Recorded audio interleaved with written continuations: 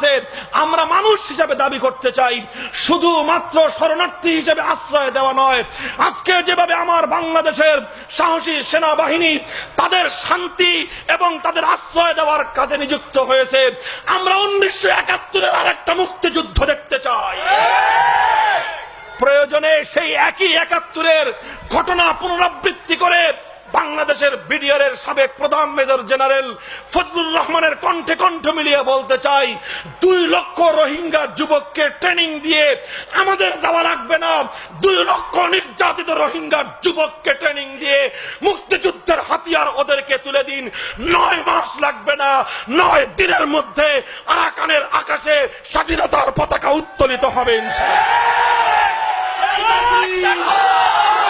বিশ্ব মুসলিম ঐক্য করো, আরাকান স্বাধীন করো, আরাকান স্বাধীন করো, বিশ্ব মুসলিম ঐক্য করো। সাবিলুনা সাবিলুনা, আল জিহাদ আল জিহাদ, আল জিহাদ আল জিহাদ, সাবিলুনা সাবিলুনা, এই তাকবীর, আল্লাহু আকবার। অনেকে বলে যে আরাকানের সামরিক শক্তি বাংলাদেশের চেয়ে অনেক শক্তিশালী, মায়ানমারের সামরিক শক্তি। আমি বলতে চাই 1971-এ পাক সেনাবাহিনীর যেই সুনাম বিশ্বব্যাপী ছিল, আজকের মায়ানমারের সেনাবাহিনীর অবস্থান তার অর্ধেক পর্যন্ত পৌঁছে নাই। এদেশের মুক্তিযোদ্ধার দামাল ছেলেরা 71-এ সেই বিশ্ববিখ্যাত পাক আর্মি বাহিনীকে নাকানি চুবানি খেয়ে ছেড়ে দিয়েছিল, কারণ তারা মজলুম ছিল, ওরা জালিম ছিল।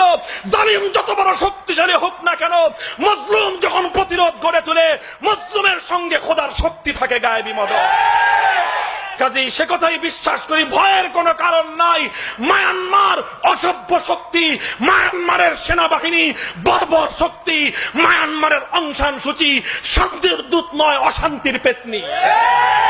কাজেই অশান্তির পেতনির বিরুদ্ধে, এই বর্বর সেনাবাহিনীর বিরুদ্ধে, এই অসভ্য দানব হিংস্র রাষ্ট্রের বিরুদ্ধে যদি 2 লক্ষ রোহিঙ্গা যুবক অস্ত্র হাতে নিয়ে মুক্তিযুদ্ধ শুরু করে, খোদার মদদ নাজিল হবে। 100 বছরের রক্তের বদলা পাই পাই করে উসুল করা হবে ইনশাআল্লাহ।